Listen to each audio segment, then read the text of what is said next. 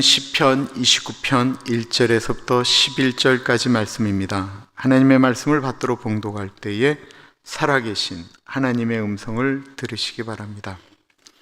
너희 권능 있는 자들아, 영광과 능력을 여호와께 돌리고 돌릴지어다. 여호와께 그의 이름에 합당한 영광을 돌리며 거룩한 옷을 입고 여호와께 예배할지어다.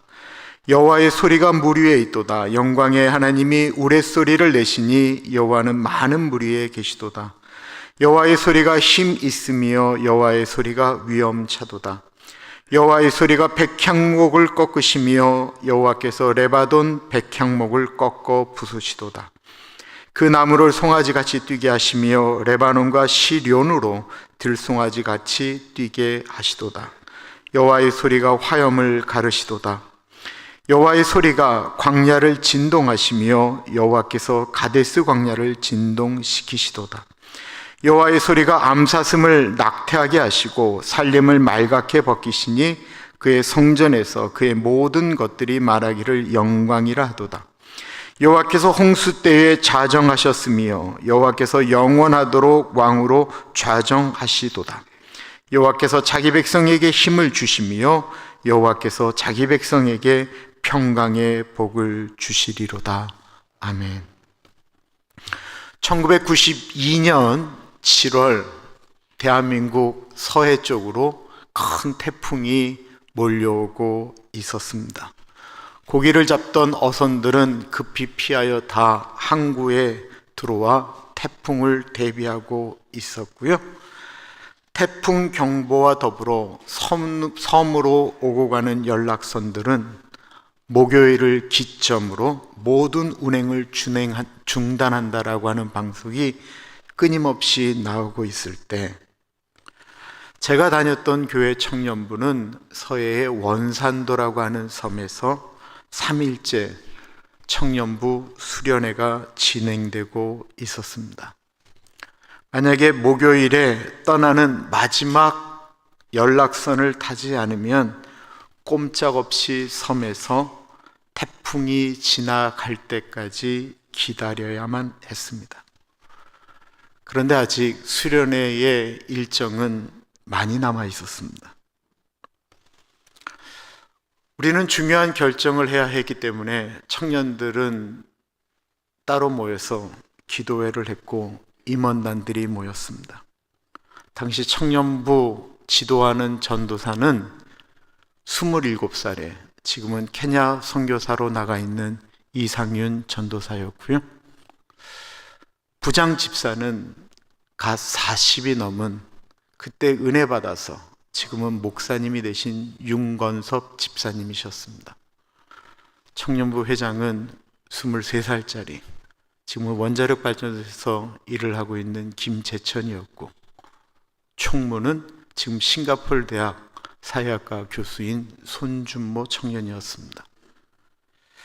저는 그 청년부에서 가장 나이가 많다라는 이유로 저는 고문을 맡고 있었고요. 한 철딱서운이 없는 여자가 부회장으로 있었습니다.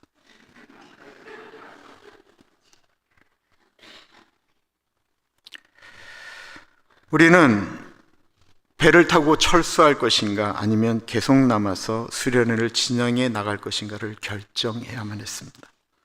회의를 시작한 것은 오전이었습니다. 오전 중에 결정을 해야만 오후에 떠나는 마지막 배를 탈 수 있기 때문에 그렇습니다. 임원단이 모여서 회의를 하고 있을 때 저쪽에서 모여서 기도회를 하고 있던 청년들의 입장은 어땠을까요? 청년들은 태풍 아니라 지구의 종말이 와도 우리는 여기서 수련회를 끝내야 된다라고 하는 강력한 입장을 표면하고 있는 청년들과 우리 나가야 된다라고 하는 생각들로 마음이 갈려 있었습니다. 임원단도 마찬가지였습니다. 전도사님과 저 그리고 총무는 더 위험한 일을 겪기 전에 육지로 나가야 된다라고 하는 것이었고, 부장 집사님과 회장은 남아야 된다라고 말을 하였습니다. 그리고 아주 철없는 부회장이 한 사람 있었는데 지금 저의 아내가 된 저희 집사람입니다. 이 숫자가 애매할 때 전사님이 나는 나가야 된다라고 생각하지만 임원단의 결정을 따르겠다라고 하면서 본인은 자기의 입장을 표명하고 나갔습니다. 토론이 벌어졌습니다. 나가자 말자의 입장을 떠나서 이것이 믿음의 문제냐라고 하는 것까지 나아가게 됐습니다. 이것이 믿음의 문제냐 아니면 믿음을 가장한 객기냐, 나올 수 있는 수많은 얘기들이 임원단 회의 가운데 막 쏟아져 나왔습니다. 문제는 가장 어른이신 40대 부장집사님이 그때 한참 너무 은혜를 엄청나게 받았기 때문에 이분은 오직 은혜로만 외쳤던 분입니다. 우리가 그렇게 기도했는데 하나님을 믿고 여기에 남아서 수련회를 마지막까지 진행해야 된다, 너무 강하게 말씀하셨습니다. 그 말씀을 하실 때 창밖은 온통 잿빛이었고 창문을 뒤흔드는 비바람은 마치 집안을 삼킬 듯 큰 소리와 함께 비를 쏟아붓고 있었습니다. 오전이었음에도 불구하고 밖이 보이지를 않았습니다. 여러분들이라면 어떻게 결정하시겠습니까? 태풍이 오기 전에 나가는 것이 맞습니까? 아니면 믿음을 가지고 남는 게 맞는 것입니까? 심한 토론 가운데 결정을 못하고 우리는 투표로 결정하기로 했습니다. 오늘 시편 29편을 쓴 다윗은 좀 특별한 사람입니다. 양을 치는 목자에서 블레셋의 장수 거인 골리앗을 이긴 후에 영웅이 되고 훗날 이스라엘의 왕까지 된 사람입니다. 그는 양을 치는 목동으로 있을 때 가장 힘든 시간은 대낮이 아닌 양들이 잠이 든 밤이었습니다. 양은 잠을 자지만 밤에 늑대들이, 사자나 곰들이 와서 잠자는 양을 채갈 수 있기 때문에 목자는 밤에 잠을 잘 수가 없습니다. 어느 날 잠든 양들 틈에서 그 양들을 지키기 위해서 다윗이 누워서 하늘을 바라보고 있는데 별들이 빛나고 있었습니다. 모든 사람들이 볼 수 있는 그냥 광야의 밤입니다. 그런데 다윗의 마음 가운데 마치 하늘에 빛나는 별들이 귀 속에서 마치 하나님의 음성처럼 다윗에게 사랑한다라고 고백하는 그 음성이 들리는 거예요. 하늘을 바라보고 있는데 남들이 다 보고 있는 별들인데 그 순간에 다윗의 귀 속에서는 마치 하나님이 다윗에게 사랑한다라고 고백하는 그런 음성이 들렸던 것입니다. 그래서 그때의 그 감정을 다윗은 시편 8편에 고백을 합니다. 주의 손가락으로 만드신 주의 하늘과 주께서 베풀어 두신 달과 별들을 내가 보오니 사람이 무엇이기에 주께서 그를 생각하시며 인자가 무엇이기에 주께서 그를 돌보시나이까. 밤하늘에 달과 별들을 보는데 하나님의 음성이 들리는 거예요. 하나님, 내가 뭐라고 주께서 나를 권고하시고, 주님 내가 뭐라고 주님이 나를 그렇게 사랑하십니까? 목자인데 하나님이 자기를 너무나도 사랑한다라고 하는 느낌이 하늘의 별과 달을 보는데 들려오는 것 같았던 것입니다. 그렇게 생각하는 순간 아무것도 없는 목자였지만 다윗은 그렇게 행복했습니다. 어느 뜨겁게 태양이 장렬하던 대낮 정오쯤에 다른 사람들이 다 더워서 미치겠다, 더워 죽겠다라고 이야기할 때 다윗도 하늘을 보니까 태양이 이글이글 불타오르고 있어서 감히 태양을 바라볼 수가 없었습니다. 그때 다윗은 다시 태양 가운데서 이글거리는 태양 가운데 마치 하나님이 다윗을 향하여 말씀하시는 듯한 하나님의 소리를 그 대낮에 듣게 됩니다. 그리고 그것을 시편 19편에 그는 이렇게 고백하였습니다. 하늘이 하나님의 영광을 선포하고 궁창이 그의 손으로 하신 일을 나타내는도다. 언어도 없고 말씀도 없으며 들리는 소리도 없으나 그의 소리가 온 땅에 통하고 그의 말씀이 세상 끝까지 이루도다. 하나님이 해를 위하여 하늘에 장막을 베푸셨도다. 해는 그의 신방에서 나오는 신랑과 같고 그의 길을 달리기 기뻐하는 장사 같아서 하늘 이 끝에서 나와서 하늘 저 끝까지 운행하며 그의 열기에서 피할 자가 없도다. 들리는 소리가 없는데 4절에 하나님의 소리가 온 땅에 퍼지는 것 같은 그런 감동을 다윗은 경험하였습니다. 사람들은 하나님의 소리가 들리지 않는다라고 하는데 무슨 소리냐? 저 태양을 봐라. 하나님이 지금 우리에게 말씀하고 계시지 않느냐? 라고 고백했다라는 것입니다. 그 하나님의 임재가, 그 소리가 자기의 가슴을 때리기 때문에 시편 19편의 다윗은 하나님, 나는 보잘것없는 죄인입니다 라고 고백을 하게 됩니다. 뜨거운 태양을 바라보면서 밤하늘의 별과 달을 보면서 하나님의 소리를 듣는다. 이게 무슨 말 같지 않은 소리입니까마는 어느 순간에 우리는 꽃 하나 흔들거림 가운데도 하나님의 목소리가, 산길을 걸어가는데, 강옆을 지나가는데 우리는 해변가에서 마치 하나님이 말씀하시는 소리를 듣곤 합니다.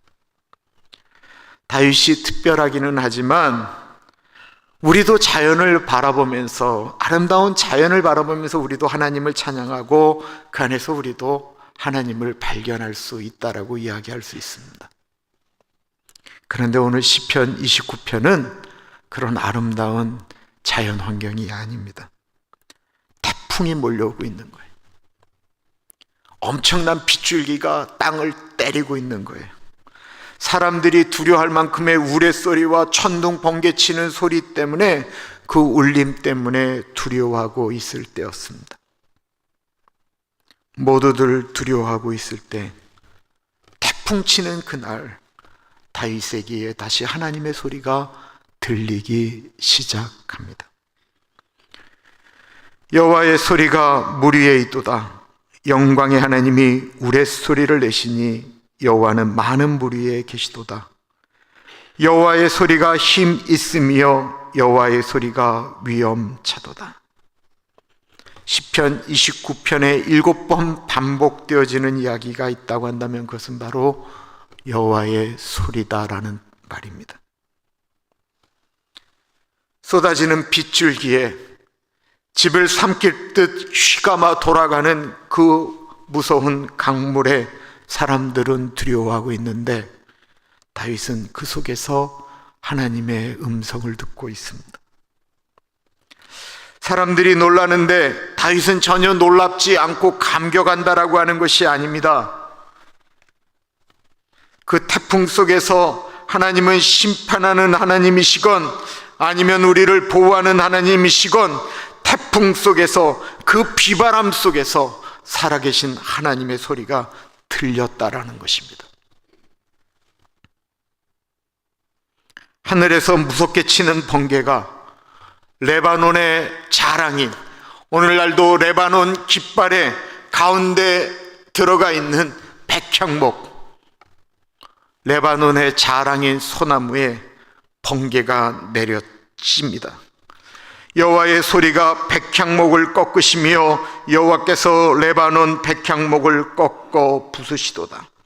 사람들은 백향목이 번개를 맞아 쪼개지는 소리에 놀라고 있을 때 다윗에게는 그 백향목이 깨어지는 그 소리가 하나님의 소리처럼 들렸다라는 것입니다. 여호와의 소리가 산에서, 광야에서 끊임없이 들려오고 있었습니다. 4절에 나오는 그 우레소리를 옛날 개역한경은 뇌성이라고 번역하였었습니다. 울려 퍼지는 뇌성. 스웨덴의 목수의 아들로 태어난 보베르크라고 하는 목사님이 19세에 예수님을 만나게 됩니다. 그리고는 그는 내 인생을 하나님께 바치겠습니다라고 하면서 목사가 되었습니다. 그가 30살이 되었던 어느 한적한 스웨덴의 시골 해안의 작은 마을에서 이렇게 아름다운 경치를 보고 있을 때 갑자기 엄청난 비가 쏟아지기 시작했습니다. 어마무시한 천둥 소리와 함께 번개가 치고 있는데 너무나도 무서워서 벌벌 떨고 있었습니다. 그러던 그 순간 갑자기 순식간에 언제 비가 내리고 언제 번개가 치고 언제 내송이 쳤느냐라는 듯이 갑자기 하늘이 그 구름 사이에서 맑은 태양빛이 본인이 있는 곳을 비추기 시작했습니다.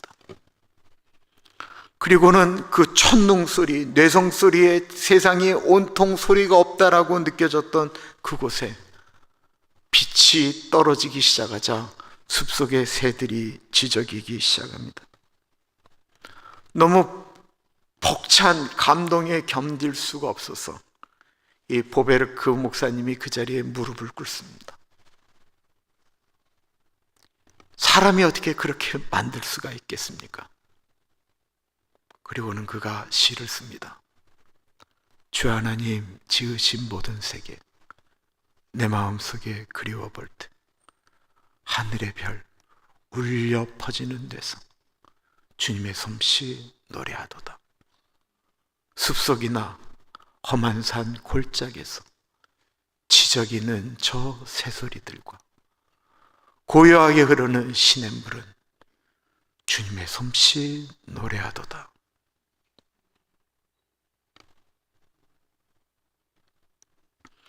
보베르크 목사님은 천둥 소리에서 거친 빗소리에서 하나님의 음성을 듣고 있었던 것입니다. 1992년 우리 임원단의 결정은 3대2로 그대로 섬에 남기로 결정을 했습니다. 화가 난 총무는 엉엉 울면서 주먹으로 벽을 치기 시작했습니다. 그의 손에서는 피가 흐르기 시작했습니다. 그 모습을 보면서 남기로 결정한 3명은 고개를 숙였습니다. 그리고 남기로 결정한 그 보고를 혼자 방에 들어가 기도하고 있는 전도사님께 저보고 보고하라고 했습니다. 이상윤 전도사는 저의 동기 동창이었습니다. 가신학대학교 1학년에 입학한 그 전도사에게 제가 가서 결정사항을 이야기해 줘야만 했습니다. 여러분, 우리 대한민국의 지금으로부터 30년 전 20대들의 신앙이 그렇게 치열했습니다. 하나를 결정할 때 함부로 결정하지 않았습니다. 요즘 20대들, 30대들 보면 모르겠어요. 40대도 어떤지 모르겠어요. 그렇게 치열했어요. 그렇게 아파했어요. 제가 남기로 결정을 했습니다라는 이야기를 하는데 전도사의 얼굴이 그냥 핏빛으로, 잿빛으로 변하면서 너무나도 힘들어하는 것을 보았습니다. 알겠습니다 라고 하는 말을 하고는 나오지를 않습니다. 남기로 결정을 했는데 앞으로 프로그램을 어떻게 진행해야 될지가 숙제로 남았습니다. 왜냐하면 이미 마음들이 갈렸기 때문에 그렇습니다. 숙소에서 바라보는 바닷가는 여전히 출렁거리고 있었습니다. 한참을 숙소에 홀로 남아있던 전도사님이 모든 청년들은 수영복 차림으로 바닷가에 모이라고 했습니다. 대낮이지만 하늘은 마치 세상을 삼킬 것처럼 비를 쏟아 붓고 있었습니다. 그런데 우리는 우리의 결정을 파도에 맡겼습니다. 파도에서 뛰며 찬양하며 우리가 찬양을 하는지 들리지도 않는데 소리 지르면서 우리는 그 파도를 타기 시작했습니다. 아니, 사실 즐긴 게 아니었어요. 어떻게든지 우리의 결정에 정당성을 표하든지 아니면 이 결정을 따라가 줘야 됐기 때문에 반대했던 사람들도 그냥 공동체가 결정한 것이니까 그걸 따라가야 된다라고 하는 마음 하나밖에 없었습니다. 다행히 파도가 칠 때 우리가 물속에서 점프를 하면 파도가 우리를 밀고 해안으로 몰아주는 거예요. 그거 해보셨어요? 얼마나 재밌는지 몰라요. 점프를 하면 파도가 우리를 확 밀고 가는 거예요. 처음에는 겁이 났는데 몇 번 하다 보니까 이게 너무 재밌어요. 한참을 물속에서 뛰며 놀고 있을 때 어느 순간부터 빗줄기가 얇아지기 시작하더니 갑자기 하늘이 갈라진 것처럼 거기에 태양빛이 쏟아지기 시작했습니다. 그날 오후에 태풍이 항로를 바꾼 거예요. 그날 우리가 경험한 것은 자연 속에서 말씀하시는 하나님이었습니다. 우리가 기도했기 때문에 태풍이 길을 바꿨다, 그렇게 말씀드리는 거 아니에요. 그러나 그날 밤 우리 청년들은 그날의 경험을 각기 해석하면서 기도회를 가졌습니다. 이상민 목사는 우리도 잘 아는 그 김동호 목사님, 그 높은뜻 숭의교회 김동호 목사님이 은퇴하시면서 교회를 내등분했거든요. 그 내등분한 교회의 한 교회 담임 목사가 되었는데, 담임 목회를 하다가 나는 선교사 체질이 맞다고 하고 다시 케냐 선교사로 나갔습니다.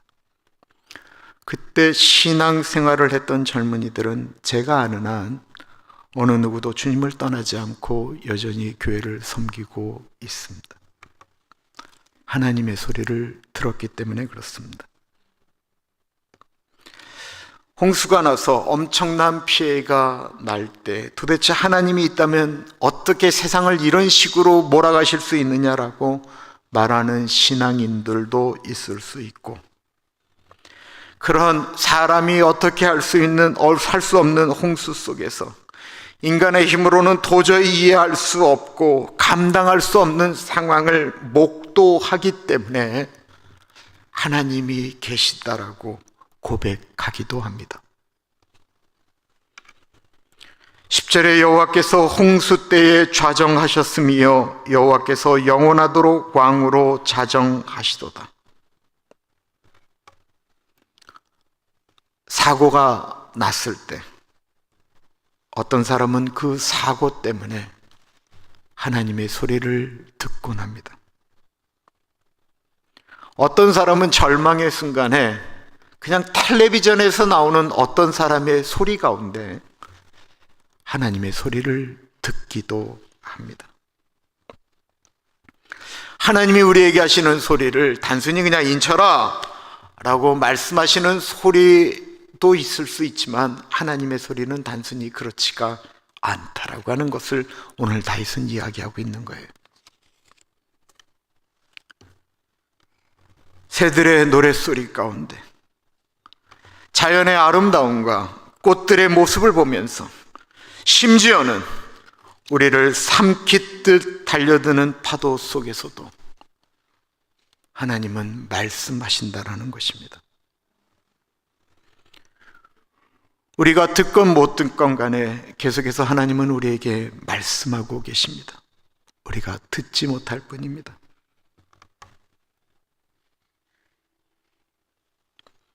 갑자기 운전하는데 저쪽에서 달려오는 큰 차가 차선을 변경하여 들어올 때 큰 사고가 날 뻔했던 그 순간을 지나면서 어떤 사람은 10년 감수했네 라고 생각할 수 있지만, 어떤 사람은 그 순간에 하나님의 음성을 듣곤 합니다. 하나님이 나에게 지금 말씀하시는구나. 주일날 예배를 드릴 때 찬양 가운데, 기도 가운데, 말씀 가운데 하나님의 음성을 듣는 사람이 있는가 하면 그냥 예배를 드리고 나가는 분들이 있습니다.